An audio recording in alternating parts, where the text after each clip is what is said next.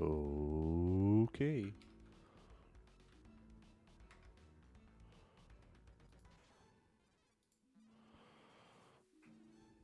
Shall we?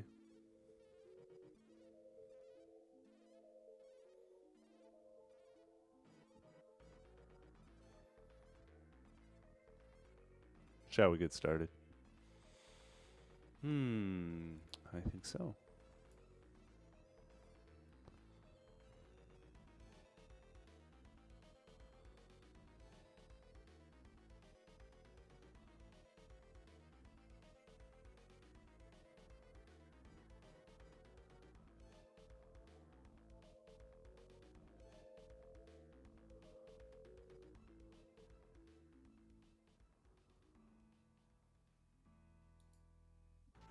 Howdy. How's it going? We're doing the thing. We're doing the thing. We're building the stuff. What are we building today? I don't know. Haven't figured it out yet. We're kind of in a weird spot.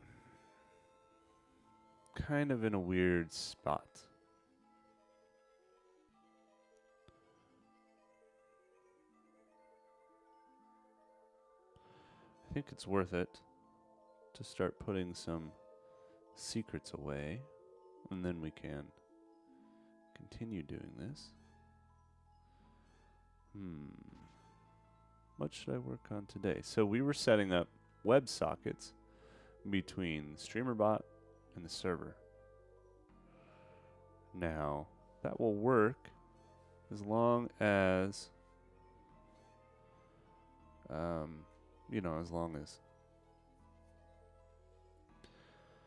I'm tired today. That should work for as long. Right now, it should work for as long as we have access to it. But wait, hold up. I can make that available through ngrok. So the way you set up your WebSockets, since this is all local right now, we're just pointing to IP addresses, which makes this hard to show development for since I don't want to expose my IP address.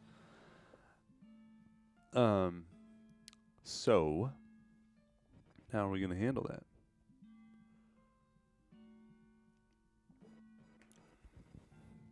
I don't know. Man, tired today.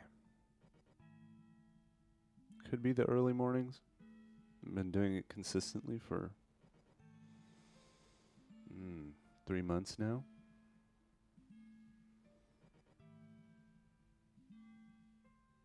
Three months? 3 months. Maybe even 4. Wow.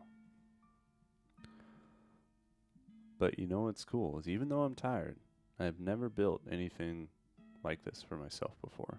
I've always been building stuff for others. It's nice to build something for myself. Yes, it is.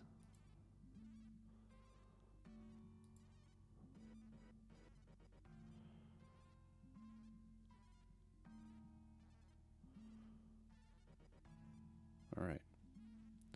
So we can continue this, but we risk IP exposure. Yeah, it's not a big deal. We can continue this. Actually, this. We could do the Notify phone app.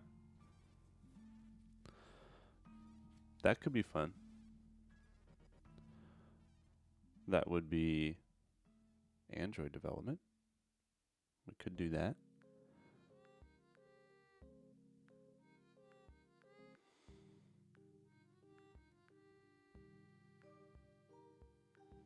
That could be really fun.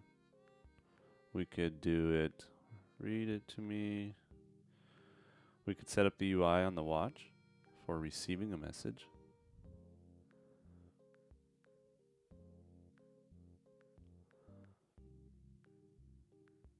I want it to be pretty simple. Long press on the. Let's see, that would be like a long press on the back button, I guess. And then, what would we want that to look like?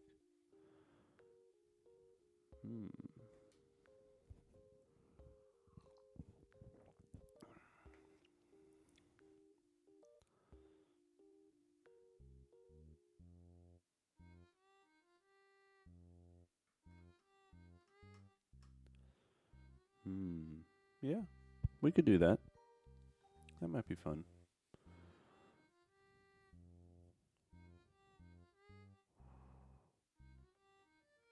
What to do?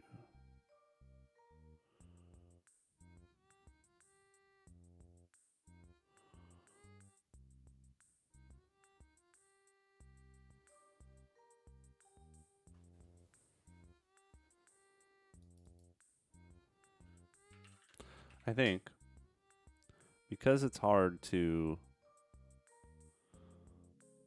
Well, let's see.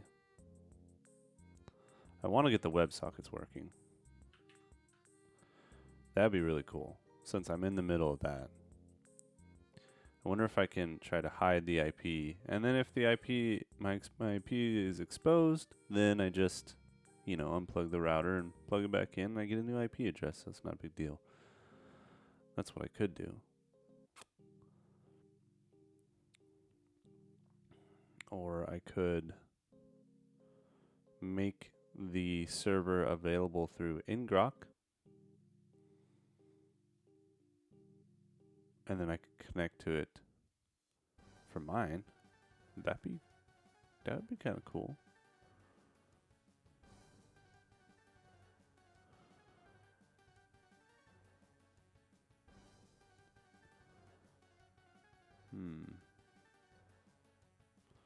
Let's look that up. 1 second.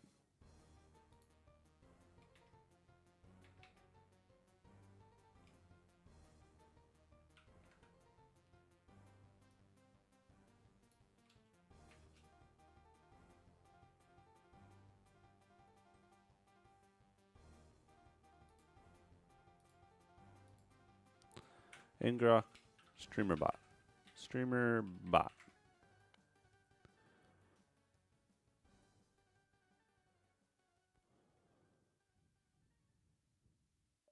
Speckle. Use Speckle to build a Discord bot. What does this have to do with Streamer bot?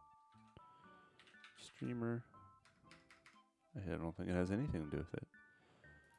You've lied to me.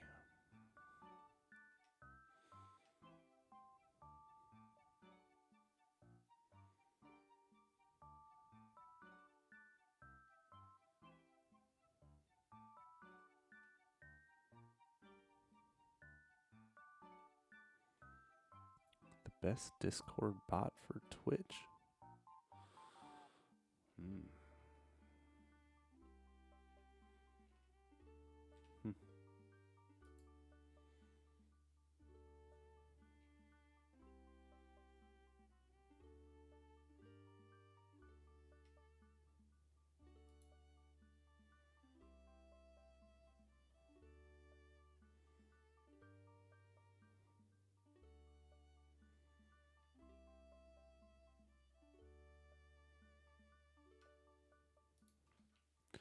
Let's zoom in on this. Zoom.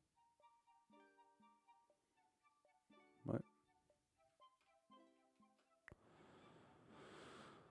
Good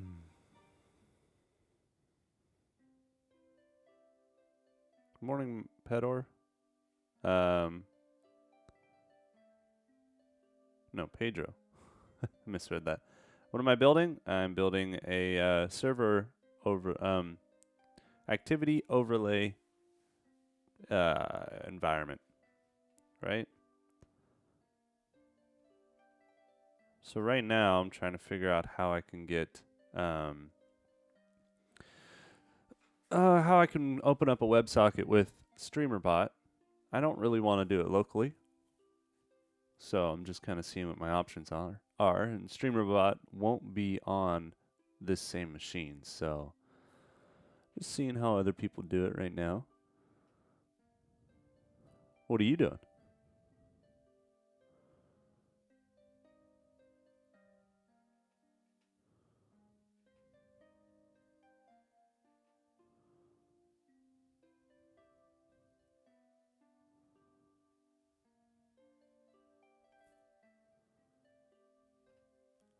So I don't really want to expose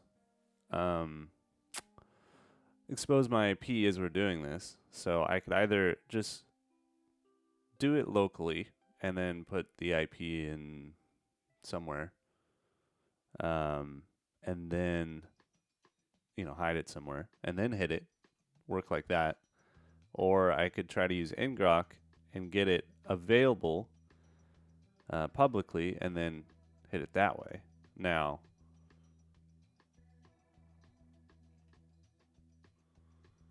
because eventually I'm going to have to do that anyways. Or I can just scrap all that and work on something else. And I might do that because I don't quite feel comfortable doing it all. You want to see a demo?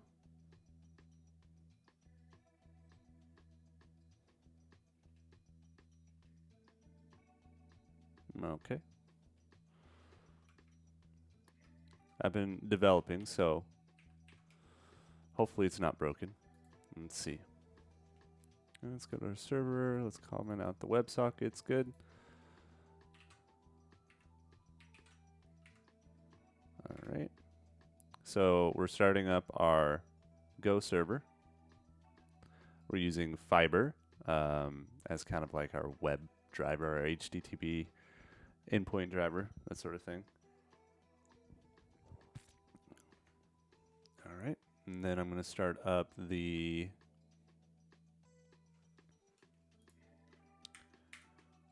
Garmin Watch simulator. So Garmin Watch is used to, and I'm wearing one right now, is used to track, activity. So let's say I'm going on a run. It tracks a bunch of data, through my watch, which is what this simulator is showing you. So right now, it's connecting to the server. It's registered some information about itself. And it says it's ready. Let me throw in some activity data for it to play back. So then let's load a file. Let's load that one. Okay. Then we're going to start. We're going to begin our activity. And it's not showing anything right now because it has to load in the data. So we're going to start our data. And now it's essentially replaying an activity I had. I'm not a fast runner, so don't expect anything there. All right. So we're sending information to the server from a device to the server. Now we're going to turn on our overlays. And if everything goes well, yeah, you can see the data on the watch, also on the stream, kind of overlaid on top of everything. Granted, doesn't look nice right now. I haven't worked on making it look nice. But there it is. So the idea, the reason to do this, is we will have a, like imagine an IRL stream of a run, right? Where you could have live data streamed of that run, on top of everything, as more of an interactive way to, as a way to be more interactive with your viewers, right? That's kind of the data side of it. Now, there's the other aspect of it is while you're running, you can't be staring at chat, right? You can't be going like this. Ugh. Can't do that. So you have to, so I'm setting up a system that involves StreamerBot. We can kind of look at the overall. All right, so this is the system, right? So let's say there's a Twitch event. Maybe, follow. No, it has to be something that includes a message. So either it's like some specific messages, or somebody throws bits, or somebody gives a tip, or something like that. The message that they include will, when that event happens, StreamerBot will catch it, and then it will inform our server, like, oh, hey, server, I've got a message for you to potentially read. The server then sends that down to the watch, and you get like a buzz or vibration or a little image is shown up on the watch. And then I can, so before I want it to be read through TTS on stream, I want to review it, right? How do I review it when I'm running? I don't want to stare at my watch.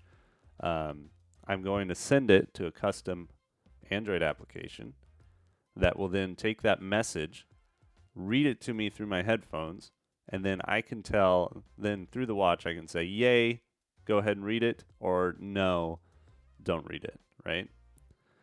And then that's how I can interact with viewers while running without, running like this.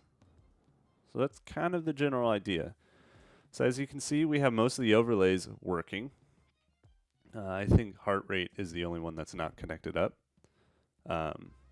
For this sort of interaction with viewers, I have, let's see, I'm working on WebSockets between the streamer bot and whatnot. So that's what I was talking about earlier. The watch gets the information, so I had to build the UI for the watch. And then also I need to build the Android application. So working on the WebSockets and whatnot makes me a little ooky doing it on stream. I haven't figured out a good strategy of hiding information yet. Not hiding information, but like obscuring it. So I could probably do watch UI development, or I could build out the Android application. I'll let you decide. What do you want me to work on? Watch UI, Android application. I'm going to turn off these overlays because right now they're kind of annoying.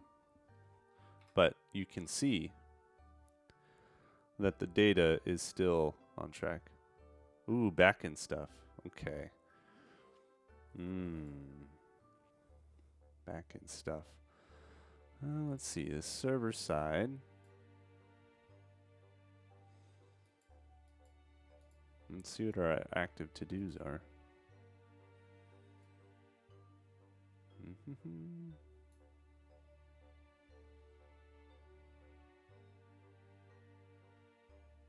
All right. I gotta kind of figure it out here. You want to do the watch UI? Okay, we can do that. So, Garmin development is an interesting world. So, Garmin has their own language. They call it Monkey C. And it is kind of like a simplified version of C with some Java and some JavaScript thrown in. So it's its own unique environment. One second here, Monkey C. And I've only built out one application before. Haven't really done too much with it. So building out this stuff is going to be interesting. So let's look at our debug console. Okay. So I need to start sending back. All right, let's kill this thing. Goodbye. Kill the overlays.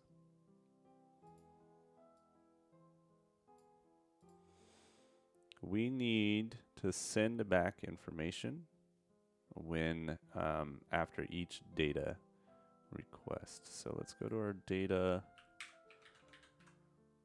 API key. What experience do you have? Do you have any with Go?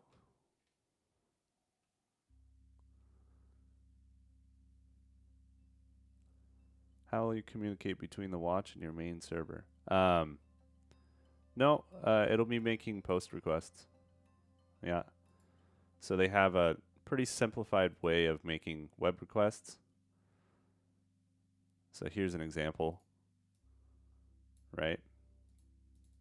Make a web request. That goes to the server. Right now, it's all on localhost.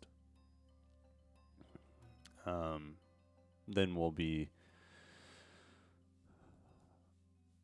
Then I'll probably move this to ngrok and test it, that way before I actually buy a domain and do all that. I was testing this out yesterday. I was hoping to do a running stream and have the overlays working, but it would work through the simulator, right? It would be able to connect to the ngrok. I don't know what that's called. Um, tunnel, local tunnel, I think it is what it is. It was able to connect using the simulator to the web server, but it wasn't able to connect on the device. You know, obviously I wasn't hitting localhost at that point. So I couldn't really figure that out, and I was getting a weird response code of -2, which doesn't make any sense. So I still got to figure out that part. But for local development, we're doing just fine here. Okay, so let's see. We need the server to just send back some information that we can respond to. Get TTS if available. Oh no. That's annoying. I gotta fix that color. It's fine, we'll do that later. Okay, so we query our TTS. Okay, instead of doing this, we're just gonna hack it for now.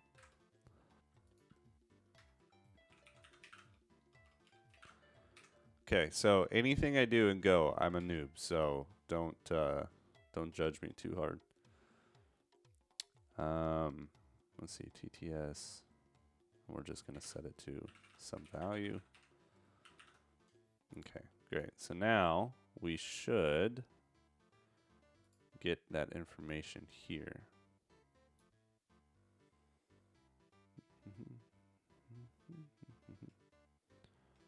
Okay, register. Let's see, we do that in the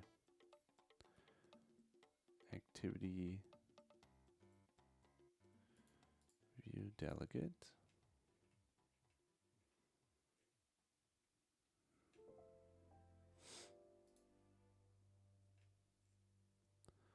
All right, we register our device. And here we go, send activity data. This is when we would receive our response. So every second we send up new activity data, right? So I'm just kind of hacking that, and then that's where I will send what the TTS request is in one of the responses to that send activity data. Kind of a hack, but you know, I don't really see much of a point of making another endpoint for that. All right, here we go. Wait a second. Is our send data callback? Okay, so we don't, right now, we just kind of throw away the response, but we want to handle the response.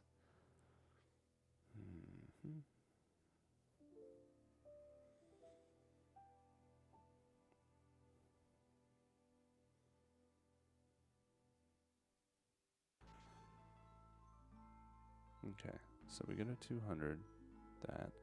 We want to be able to send this back to the view. Here's an example of us doing that before. So since this is Garmin C, like the nice things of like usage, finding usages and whatnot, none of that works. So we're just, you know, finding it. Okay, so we have our init delegate. That's not what we want. Actually, that might be a good example. Okay, on register response.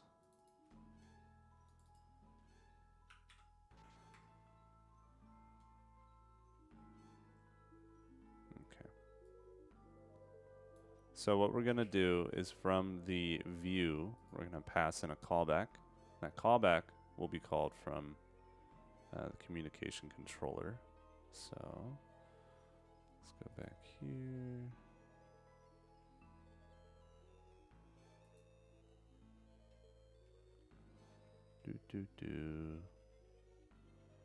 This white is really bothering me. I want to get rid of the white. Send activity data. Okay, who calls this again?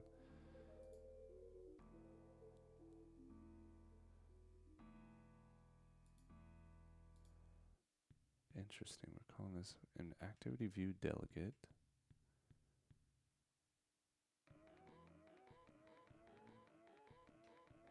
Okay. Why are we also calling? Oh, okay. All right. So we're doing that here. Yeah, I don't have any nice tools. It sucks. It's I got to give them credit though for making their own programming language essentially in their own environment. What they're lacking in like documentation, there's a really active like forum, so you can ask any question and like they'll some experts right will respond or the team itself will respond. So and then most problems have been solved. Uh, One of the bigger, more surprising problems I've found is that um, so I have a system. So I want to make sure that I'm communicating with a Garmin watch, right? And without implementing OAuth, which it was a whole monster in of itself, I just decided to go with like a secret. So like we could have a secret on the Garmin device that in a registration call we would send up that secret. We'd nonce it and hash it and send that up, and then the server could verify that. Oh yeah, okay. The only person that should have the secret, or the only device that should have the secret, is a Garmin watch, right? But the thing I learned is that for this is a lot of devices, especially older devices, there is no place to put secrets. Nowhere. You could. I actually walked through it. I took the binary, and I was able to see in plain text those any variables. So any values, any secret. It doesn't matter where I put it. So that was pretty disappointing. And apparently, the only solution is to have a newer phone. In the case of a newer phone, the binaries are not available, right? I'll kind of show you what I mean here. So if I connect up my Garmin watch, and this is incredible to me. Incredible.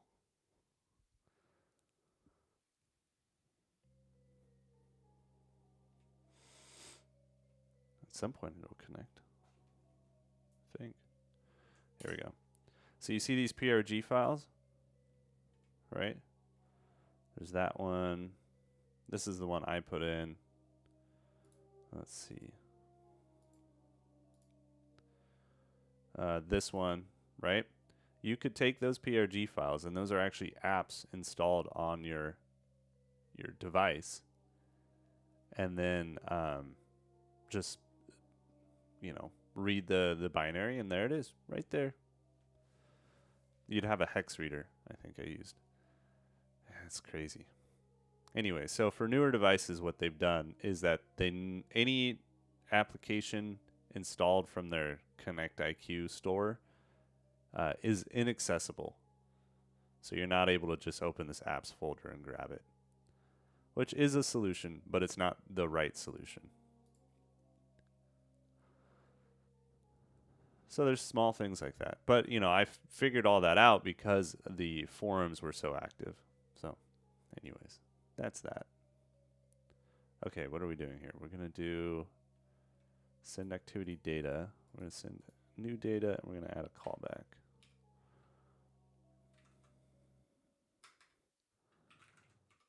I think I copied that.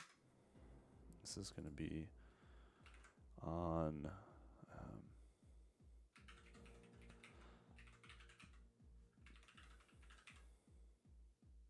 yeah.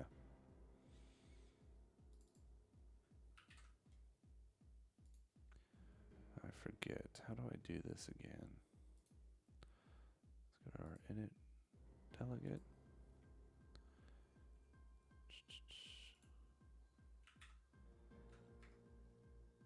That method :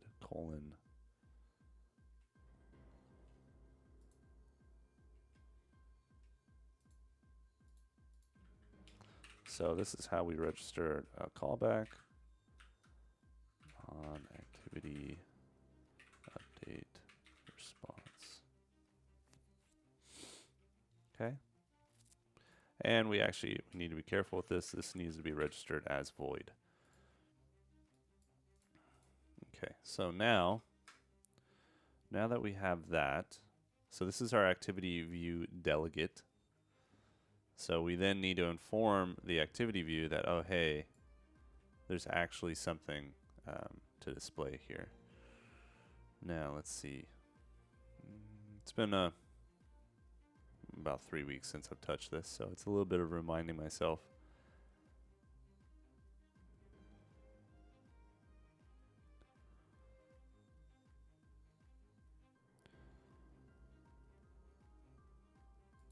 Do you have any experience with Fiber, Pedro? And if you don't know what I'm referencing, Fiber Golang. If you don't know what I'm referencing, then the answer would be no. But this. No.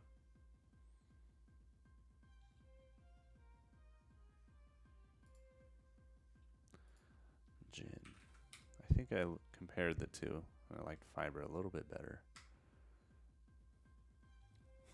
Not the drink.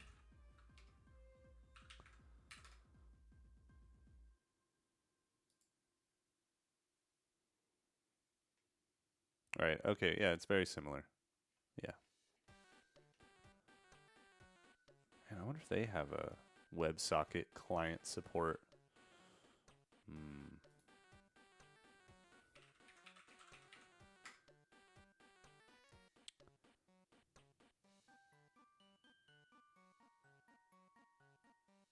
Huh. Looks like they do have some reference to WebSockets. That's interesting. But again, it would be as a server, which makes sense.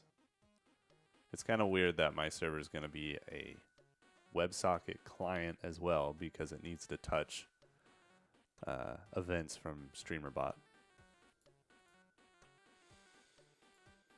Okay.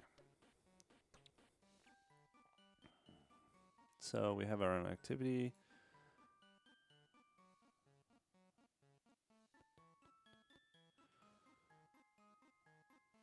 Okay.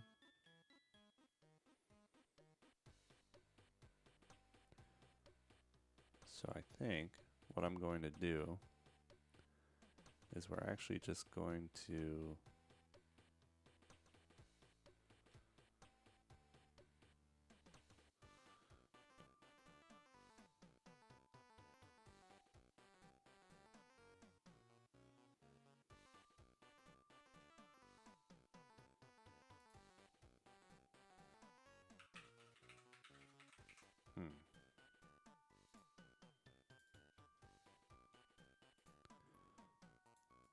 update view is loaded. So we update our view.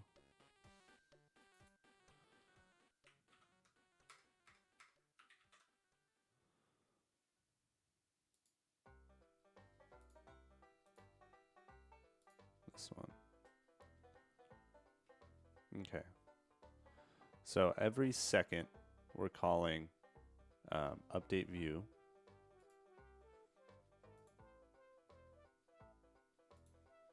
And then we send activity data after grabbing it.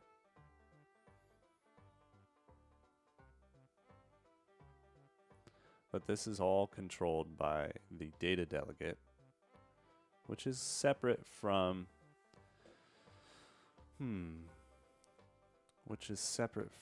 our activity view delegate.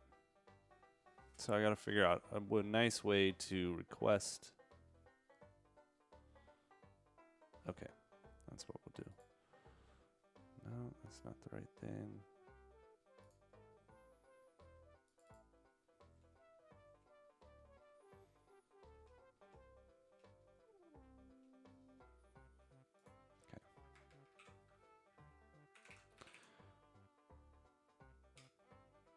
Okay, so let's see.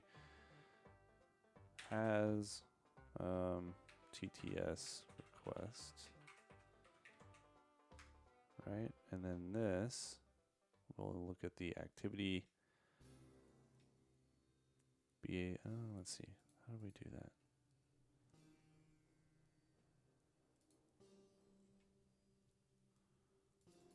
Let's see, we got our activity view. Oh, okay. So actually, we can bypass this. We don't need this because the currently our data delegate has direct reference to the view, so we can put all that in the view itself. Let's just put it up here.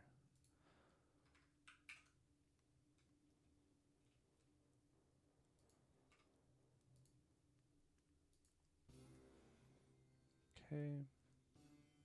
So then we're going to go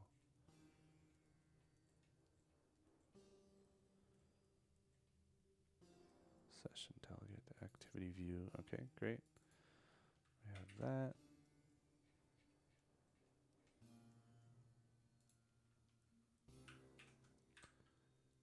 Okay, then what are we calling this?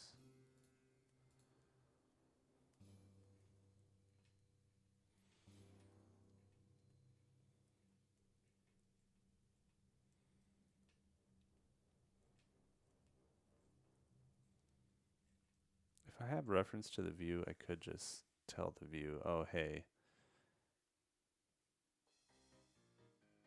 Yeah, let's do that.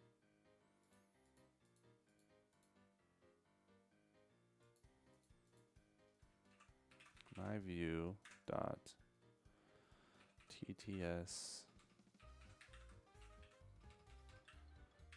request, and it's going to take in the data. And we'll only do this if data, so if, no, data is not equal to null, then we'll do that.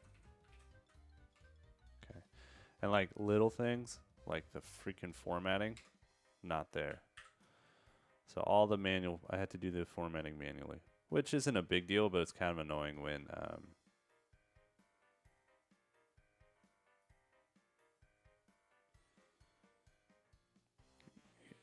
you know, when I copy and paste or anything like that.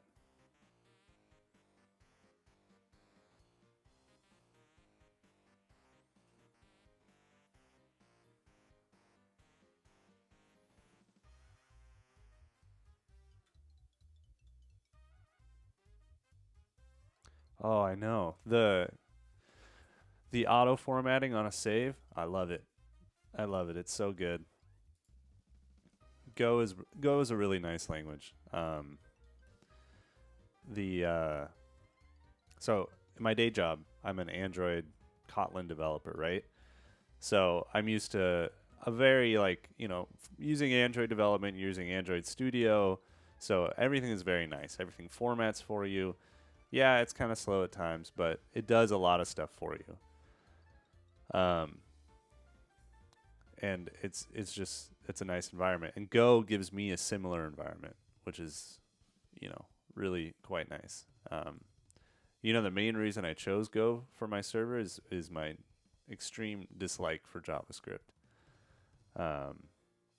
So it, you know, that was my my natural choice. I wanted to do some web dev for the first time in a long, long time, and you know, shied away from JavaScript. So, and I think it's all due to just some projects back in college where this is where I just fell deep, deep, deep into callback hell, and I never want to touch it again. Which I know they've fixed it with some async stuff, but just that, just don't want to dive in again. All right. So we're gonna inform the view that, oh hey, we have some, yeah, legitimately traumatized. Yep. Well, I mean, not legitimately traumatized, but traumatized for sure. It's not real trauma. It's just dislike. Why do you use Go in your development there, Pedro? Okay, so this is our function, data TTS request, which is going to receive some data, and that's as a string. So the cool thing about Monkey C is that you don't have to type things, right? Because it'll guess the type based on context, but you can. So I just like to do it because I'm, coming from the JVM world. Okay, so it's the company and the language is already the language the company was already using. All right. Well, I mean that's fair enough.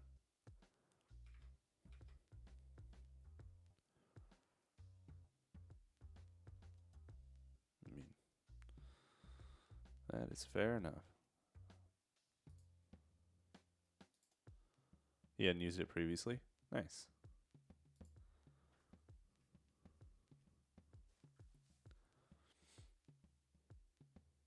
All right, so we have our TTS request. Now, so the way data is drawn is essentially you can request that the Garmin system redraws, right? So I think there's a simple, let's see, request update. Yeah, right here. So we are going to request an update and we're going to set some values. So here, okay. So these are when you were looking at the Garmin watch before. Let's actually kill the server because I don't want to be doing that.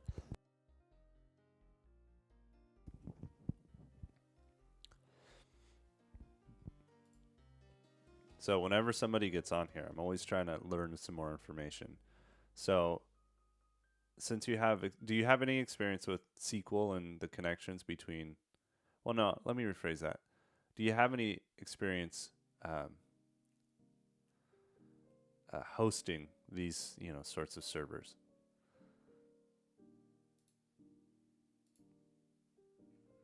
No viable alternative to input mview.tts request data. It's right here, dog. It's right there. Mview TTS request data. Probably because it wasn't there yet. I don't mean locally. So let's say, this is ready for production, and I'm ready to go put it at some domain, right? I need to host it somewhere because I don't really want to have it running locally. And the question is I have a SQL database that this is all going to. Is the SQL database embedded with the server? Like, is both running on the same local machine or the same cloud, whatever, AWS or something? Or are those separate services? There's so much I don't know.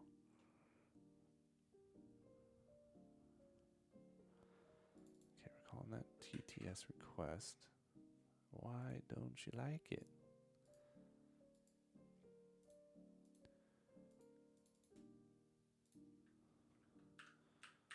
Oh, and semicolons. You can do both. Okay. Yeah, I mean, I guess. What's the best way?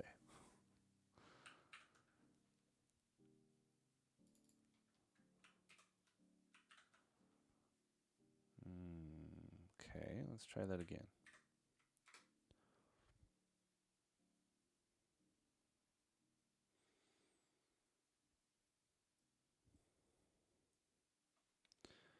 Oh, 13 errors. Cannot resolve type as string. What? Why not?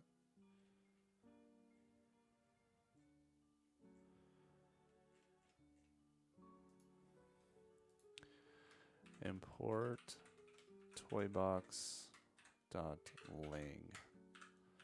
There, That should resolve that issue.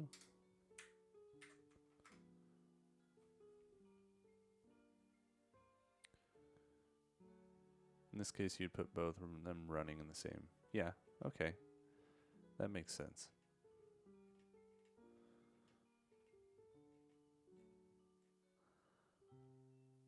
Then I'll need some sort of like... Yeah, actually, that's one thing I should add to the to-do here is that... yeah, okay, we already have it. So we need some... I don't know. Either we limit the amount of activity data registered to an account, or we have like an every 24-hour cleanup. So some 24-hour cleanup or limit activity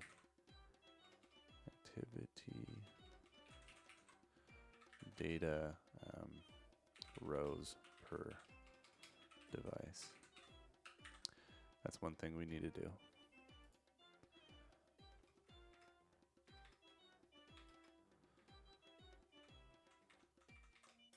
All right.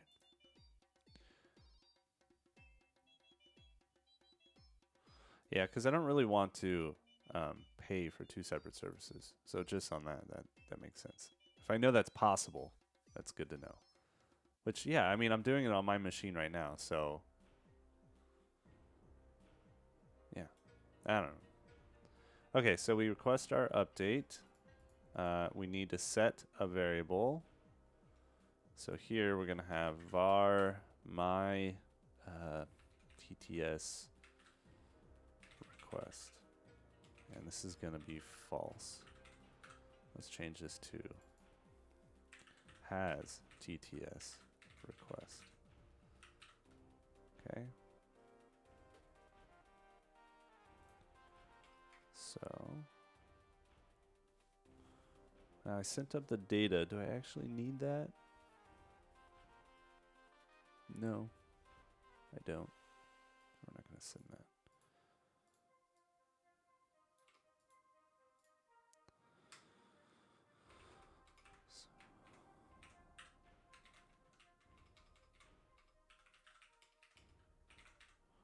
Okay. So we set that and we call a request update. So now we're going to have to figure out how we draw some little circle or something in the corner. How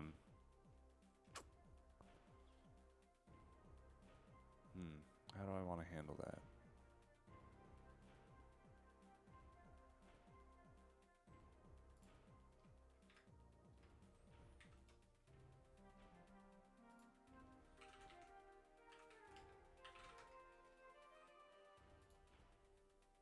Okay. So this is where most of the documentation is held. This page and this page.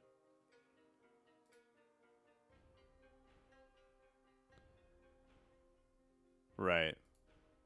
Yeah, the thing is you can have a server running on AWS Linux machine, which is basically what I'm doing. Yeah. Yeah, that makes sense. That makes sense.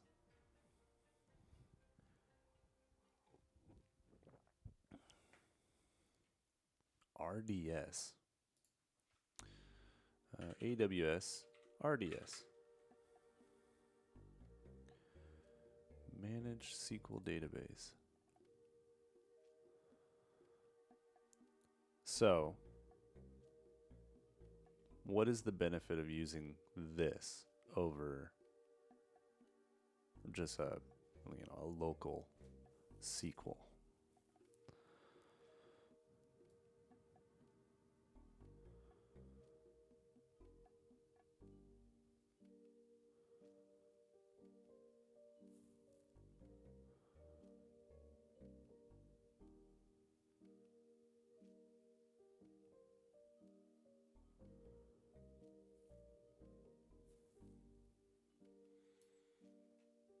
Easy to manage.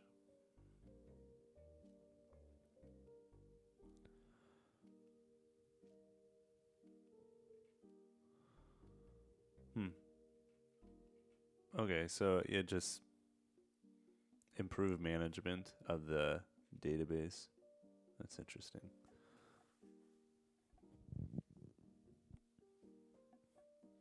It would probably make sense if this was a big project, right? Or like there's a lot of users and I have a lot of data.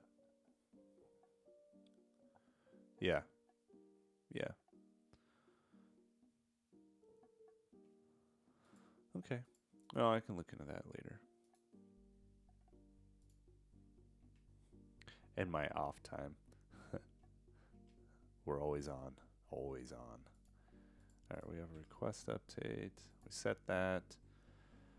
Okay, now I need to draw like a circle or something. Let's see. Let's go to our draw text. Here we go. Okay, so we're in the DC, so fill a circle with the foreground color. That could work.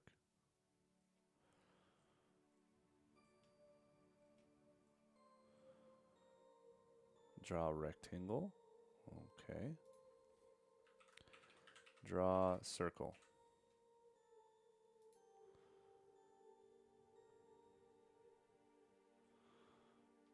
So what's the difference between draw circle and fill circle?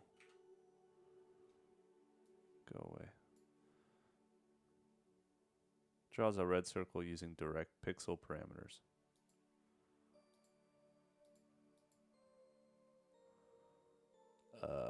Okay. Well, let's just test it.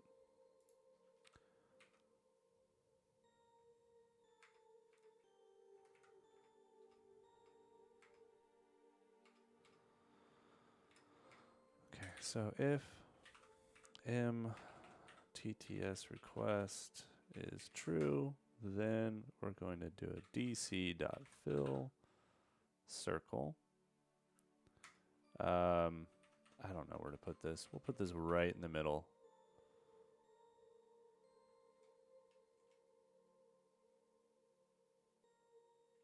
Center X and center Y. Center X, center Y, and our radius will be, I don't know, 100. All right, let's build that. See what happens.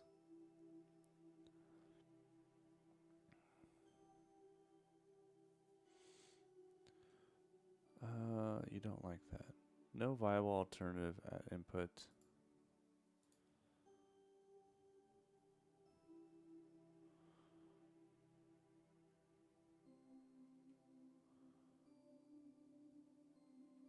Why?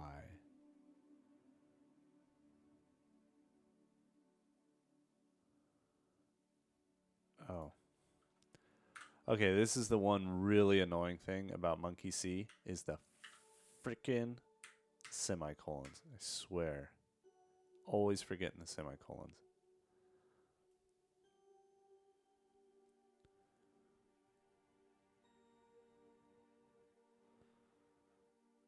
Okay, some more problems.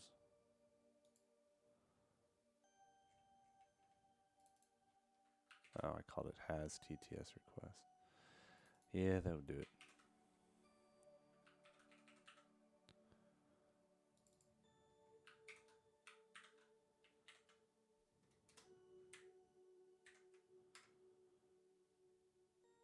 No, no semicolons in Kotlin and Kotlin. Java definitely has them. But who builds in Java anymore? I only touch Java code when it's legacy code. And in my day job, I went through the effort of replacing all the Java code with Kotlin. Because Kotlin is Java times 1,000 in every regard. It might be a little slower, but I don't give a shit. It's fine most of the time.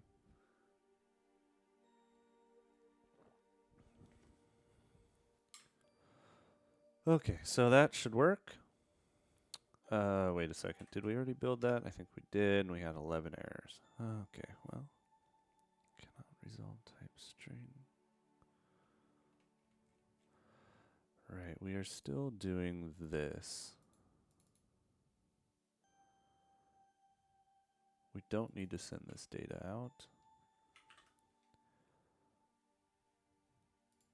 What's the problem here? Cannot resolve type number or type string. Yeah, when that happens, it means we just need to import toybox.lang.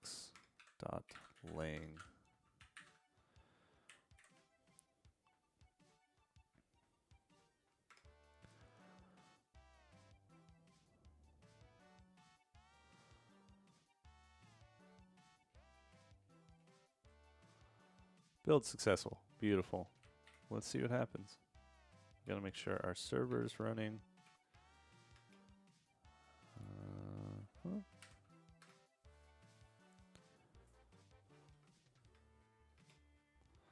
All right, it's registering. Ready. Start. Start. Oh no, it threw an exception. So this is what happens when it throws an exception. Encountered app crash. Failed invoking symbol. Communication, send activity data.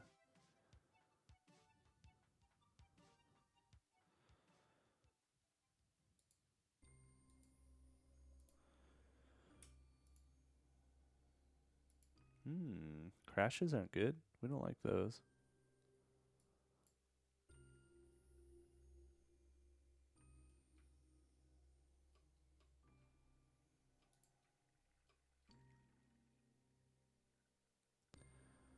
It's really bothering me. All right, so activity view data delegate MC40.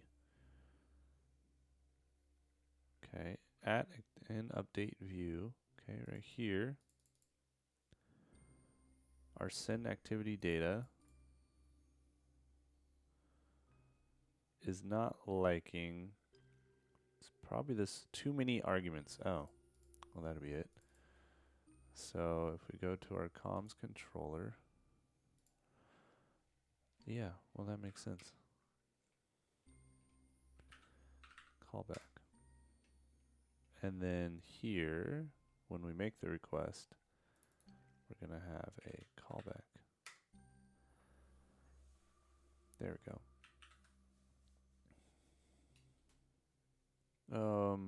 No, we don't want it defined like that. We're just going to have it there. And we're going to copy this. Save that. Activity view.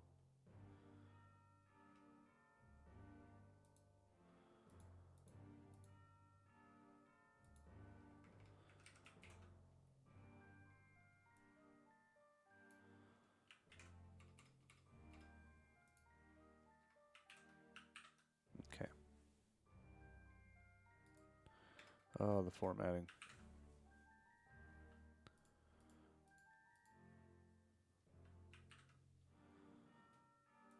All right. Let's build it.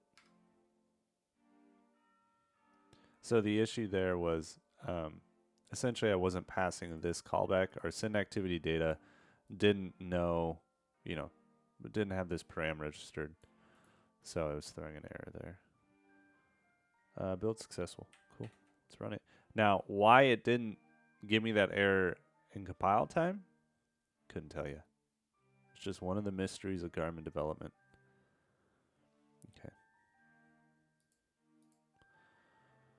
Oh, look at that beautiful circle. Look at that. It's receiving some value. Cool. It's so nice. That is good UI. I really just can't ignore it.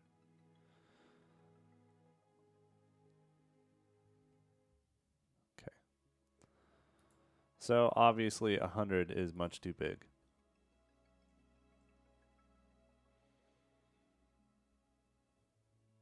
Do I like to do UI? Hell no. I know it's weird. It's weird. I started my, you know, software development career with Android development, and it was okay for a while, but I don't really enjoy building out UIs. I like doing kind of native Android development is a little bit of both kind of back end and front end. There's a lot of kind of front end, back end that you can do. And I enjoy that stuff much more because essentially it's just your own server running on a computer, on a little computer. So there's a lot more stuff than just building out the UIs. But yeah, I this is part of the reason why I'm doing this stuff is so I can upskill myself to being, so I can go into more directions. I take it you don't like UI development.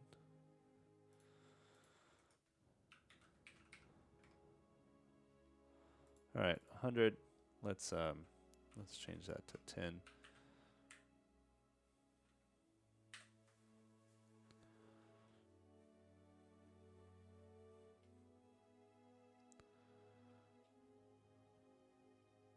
Hate it. Yeah, I cannot get into like pixel pushing. It's just not for me.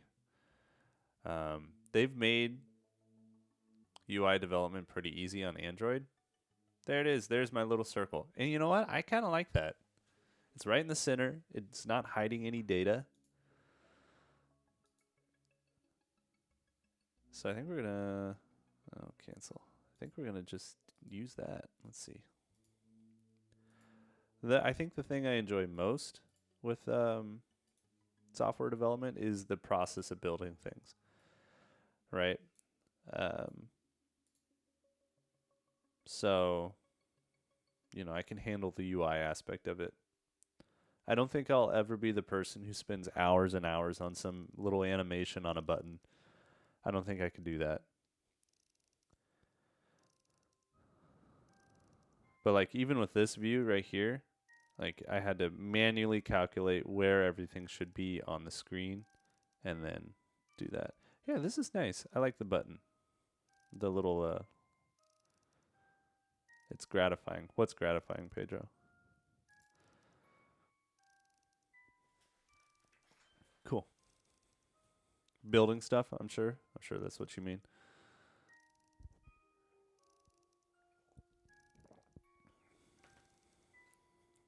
Yeah, the process of building things. I totally agree.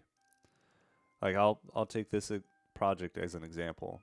It started out as a big idea, right? And really, to be truthful about it, the whole reason I wanted to start doing this is because I run a lot, right? I do a lot of running, but that is burnt time.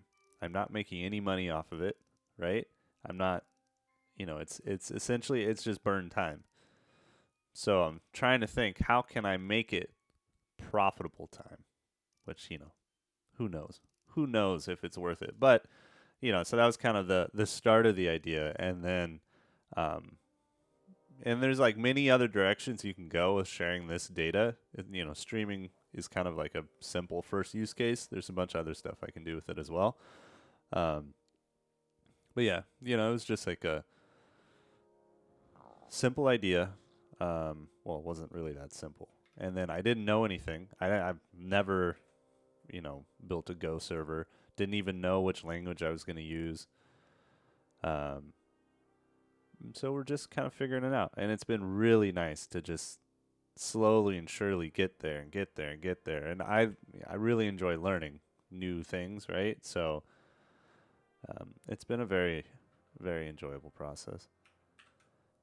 Okay. So we can now get a notification of when there is some sort of TTS. We should probably also have some sort of vibration or something just to alert me, which is pretty easy to do. Let's see. Let's go to... So before building this out, I built something for myself. It's called the turnaround application. Because I do so much running, I was finding a situation where I would, you know, I have this big lake that I can run around. It's about 13 miles, 13.35 or something silly like that. But my runs wouldn't always align up to, okay, I need 13.35, yada, yada. I'd do like 14 or 15 or 16, right? So I go around the lake and I'd have 1.3, 2.7, whatever it is, miles left. And so you have to calculate, okay, I got to go this far out and then turn around so that I end my run, at my car at the exact mileage. So all this app does was when I finished my lap around the lake, you would that's a good print line. It would calculate how much further I'd need to go out. When I got to that point, it would send me an alert and I can just turn around versus me having to figure it out myself because I'm lazy and I don't want to do that after running 13 miles on a hilly, hard run. So that was where the first app development started and kind of where I started streaming. It's, and the streaming is fun too. It's helps with the motivation. Okay, so let's see. Somewhere in here, we did some vibration. Here we go.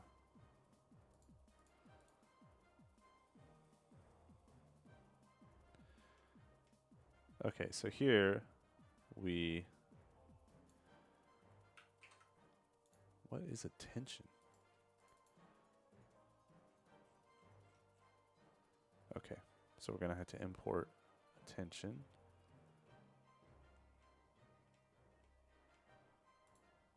And we're going to do that here. Oh, look at this. All right, thank you, Pedro. Have a great rest of your day. Appreciate you.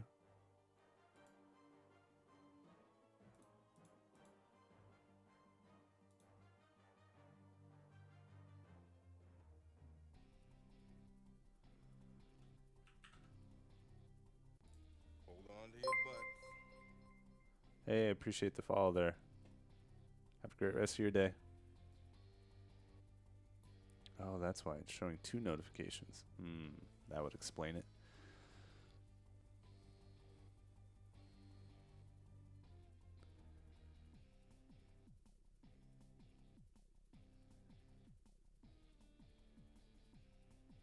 How do I remove that?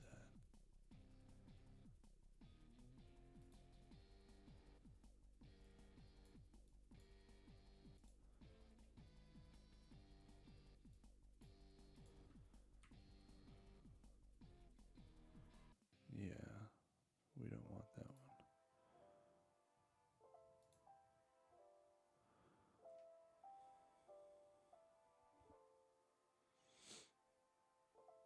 Okay. We don't need this to vibrate for 2 seconds. That's too long. And how is that 2 seconds?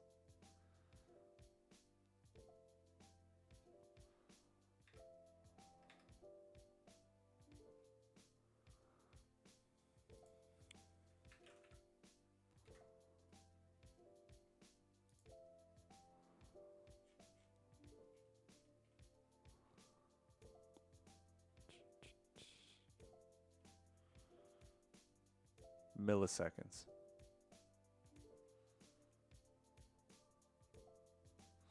Two seconds? That's not fucking 2 seconds. That's 5 seconds. We can just do a quick 1 second vibration. What is that? What does the 50 mean? Is that the strength?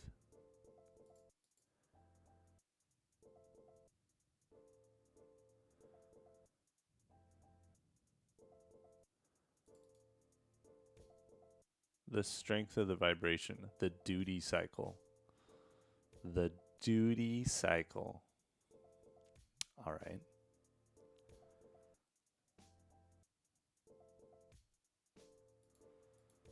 All right. So there we go. Dun, dun, dun.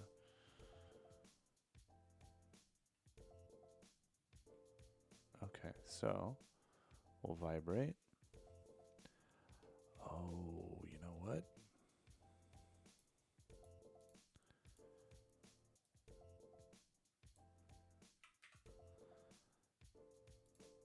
So if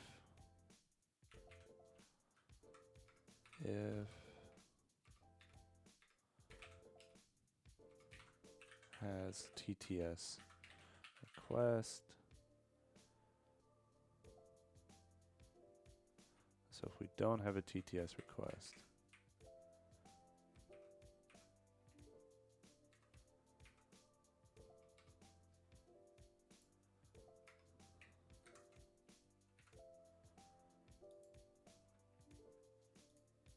so this essentially just we only want to do all this stuff when this is a new variable, right?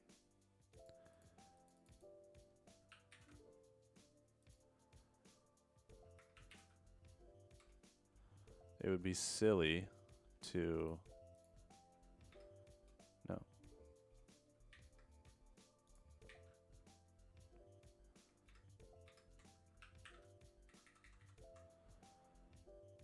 Yeah, there we go.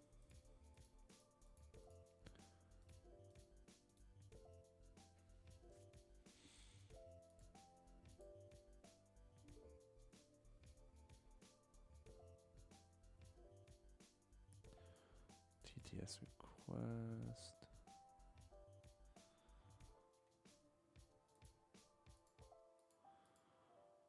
Great.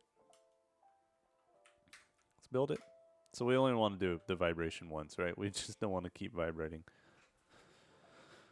So that's what we're doing there.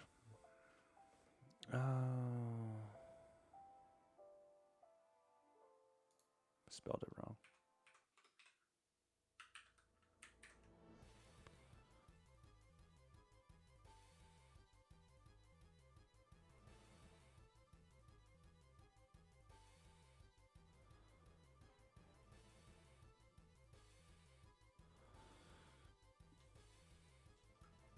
Yep.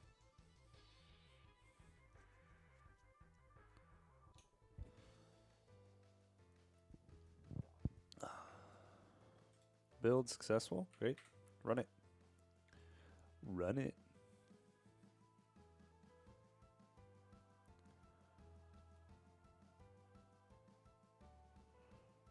Start.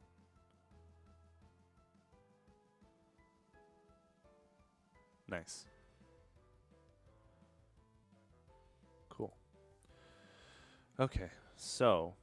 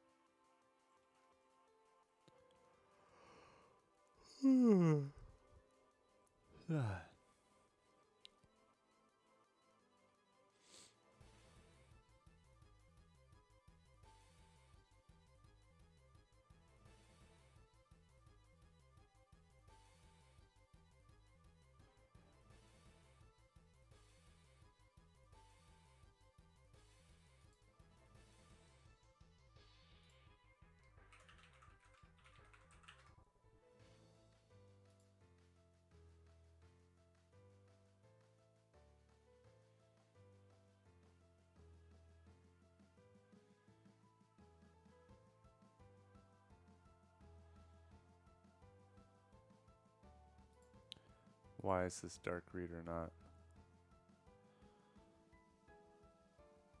working?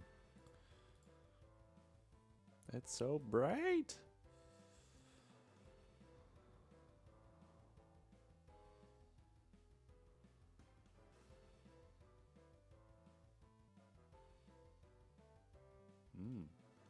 System 7.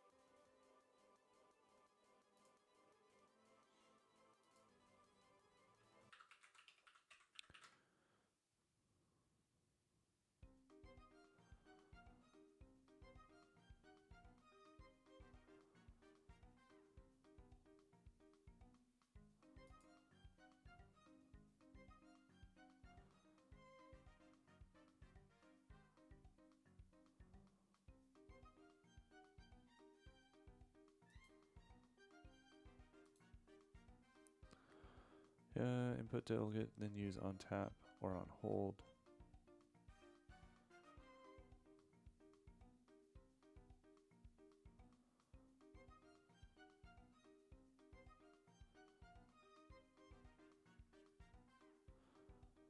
Oh my gosh, really?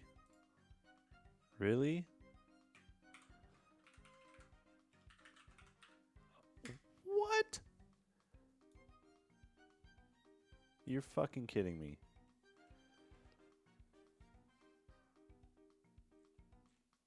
You're fucking kidding me. These were hiding here the whole time? These were here the whole time? Son of a bitch. This is so much easier. Man, you really got to read the forums. Jesus.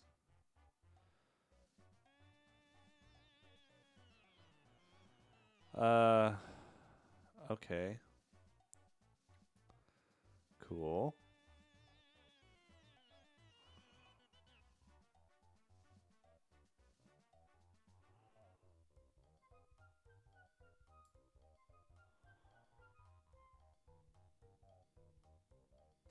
Jesus Christ. So stupid. All right. We've got to edit something here. If you noticed, I mean, first off, let's talk about this. Let's talk about this. The only way that I knew, okay, let's start over. For Garmin development, if you want to find the samples that they mention everywhere. All right, quick tip about Garmin development. If you want to find the samples that is talked about everywhere in the documentation, open up your command palette in Visual Studio Code and type Open Samples folder. And voila, there it is. I have not been able to find this stuff until right now. So thank you, random post in the Garmin forums. You're a lifesaver.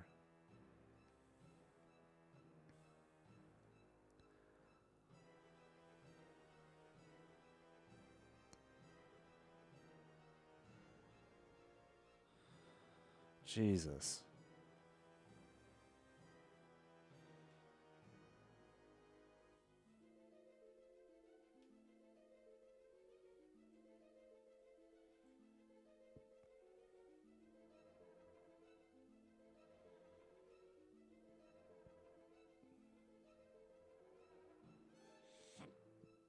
Now, exactly what I need here, it's hard to say.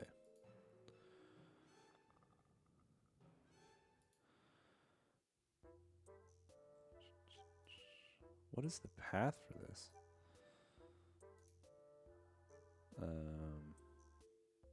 Let's see what I want to do here. I want get info. Garmin, Connect IQ, Connect SDK, 7.2, samples. Jesus Christ. Can I copy as path name? Great.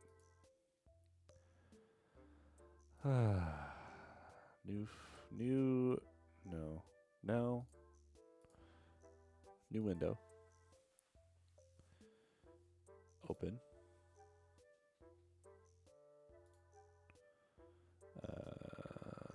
Let's see. Can I just paste a path in here?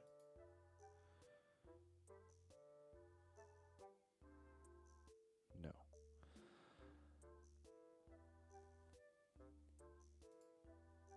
Okay, let's just library application support.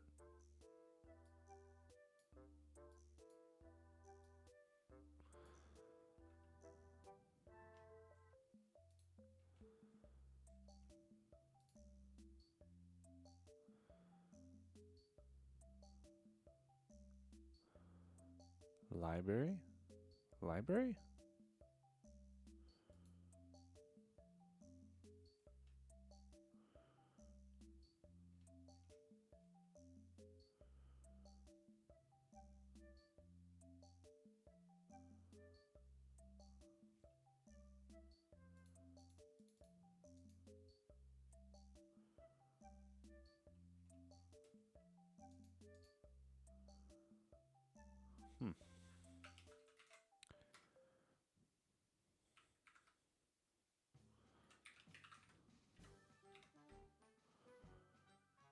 Okay.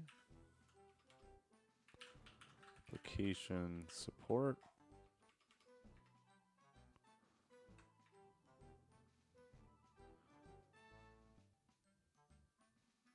Garmin. Connect.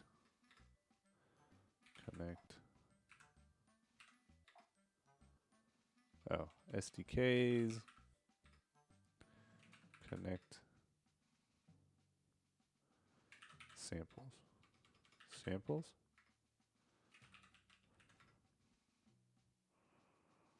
Oh, Jesus.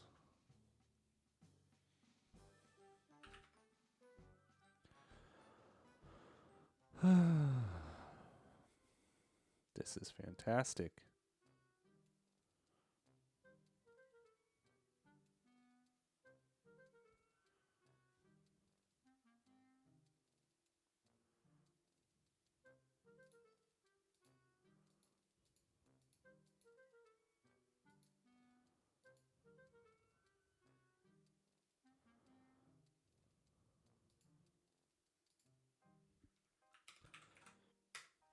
We need to change the settings here. Settings.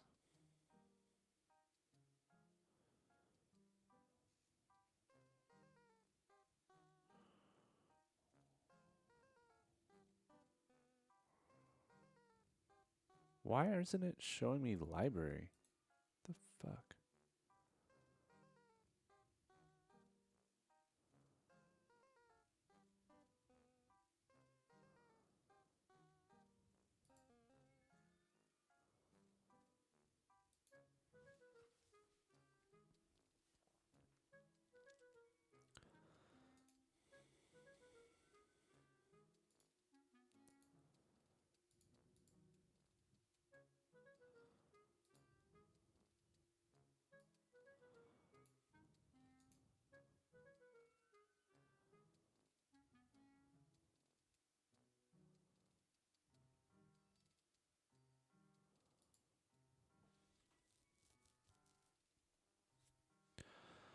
All right. This is kind of annoying.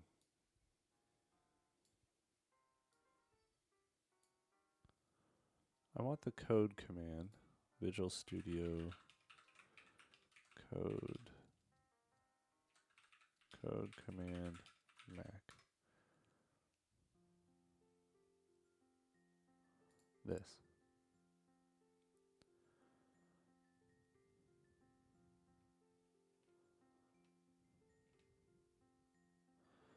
Yeah, it doesn't work.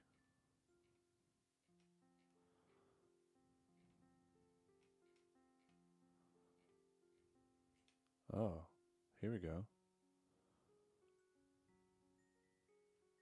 Well, that's on a Windows.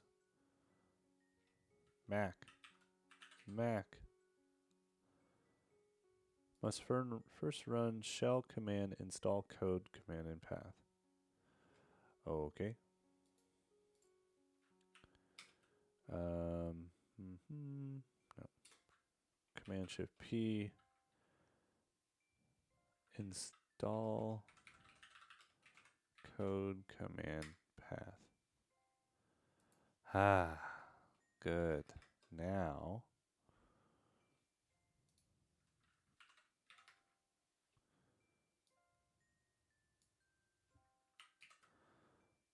okay.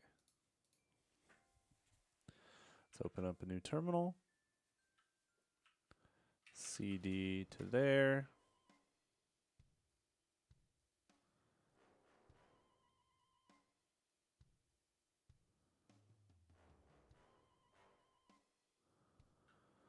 What?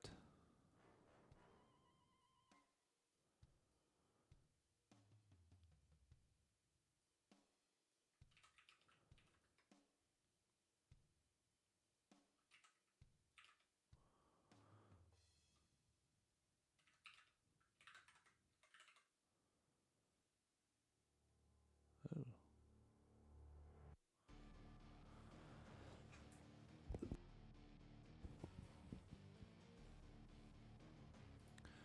CD library. Oh, Jesus.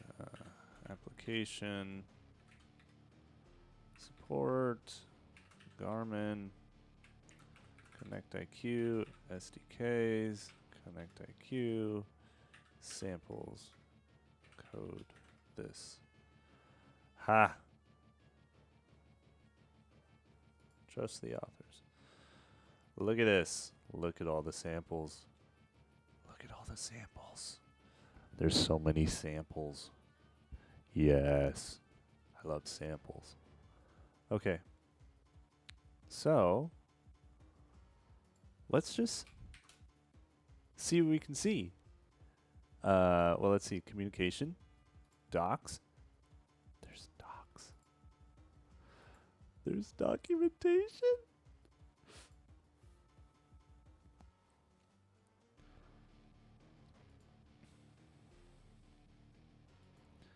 This makes me so happy. This makes me so happy. Let's look for long press.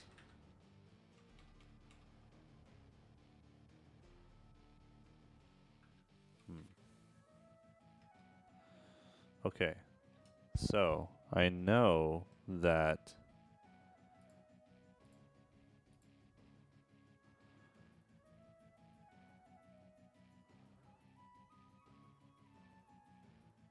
input sample in the SDK shows you this. Input sample. Input sample. I for input. Source. Input app.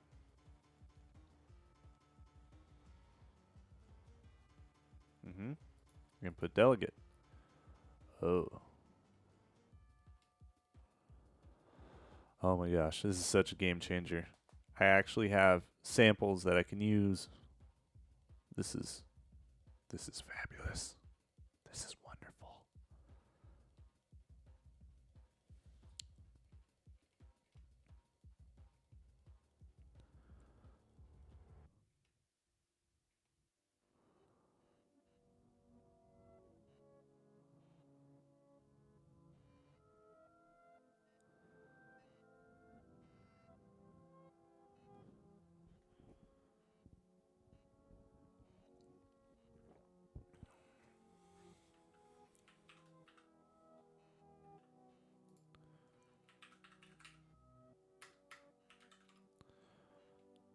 So I'm guessing to detect a long press, I need to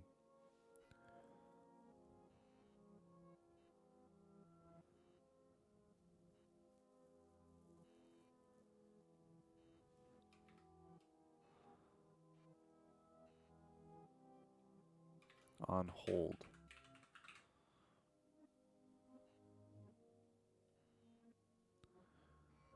Touch screen. No, that's for a touch screen. On tap. No.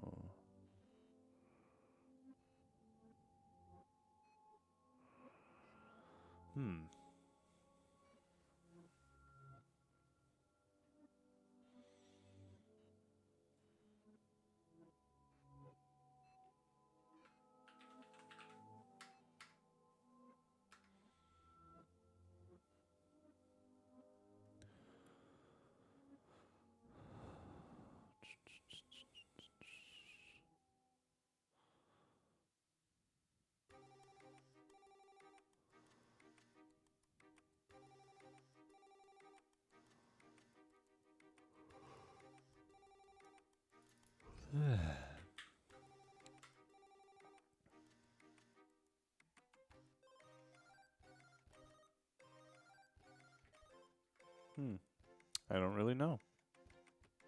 Okay. We don't really need it to be press and hold. We could just have it be a press.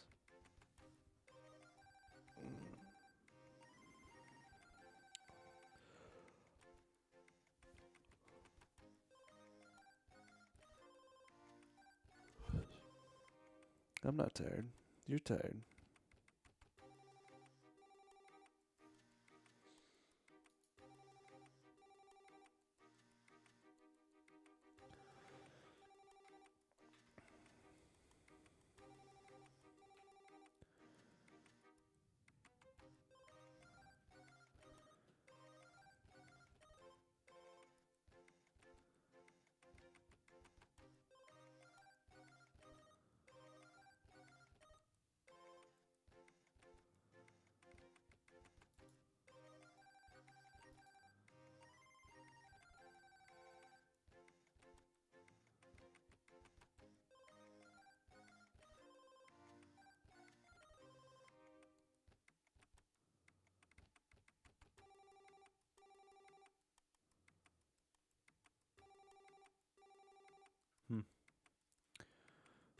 Okie dokie.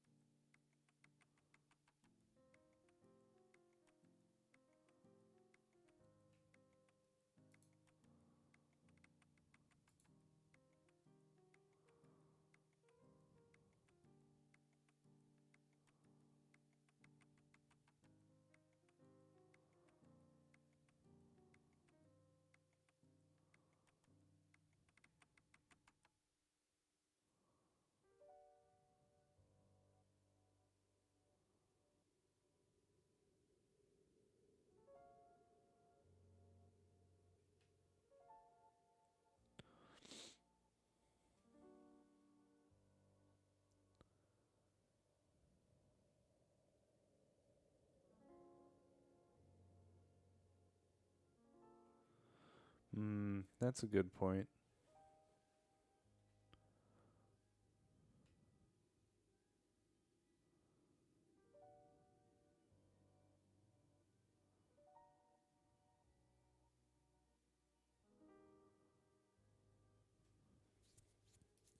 Okay. We won't have it be a long press.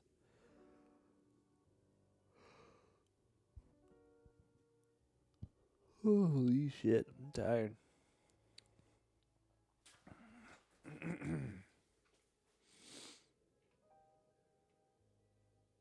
Yeah. I think we're good. We've done a good amount here.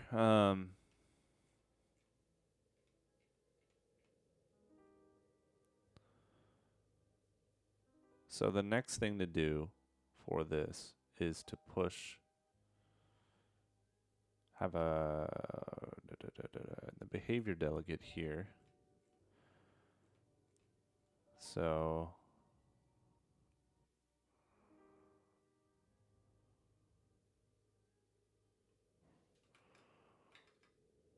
is our Connect IQ running? It is running. What happens when I push this button.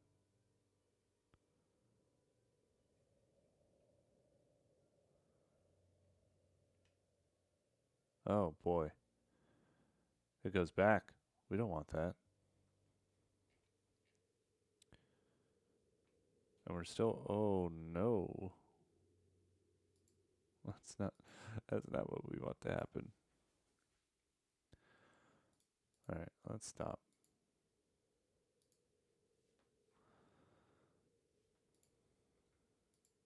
What is on previous mode?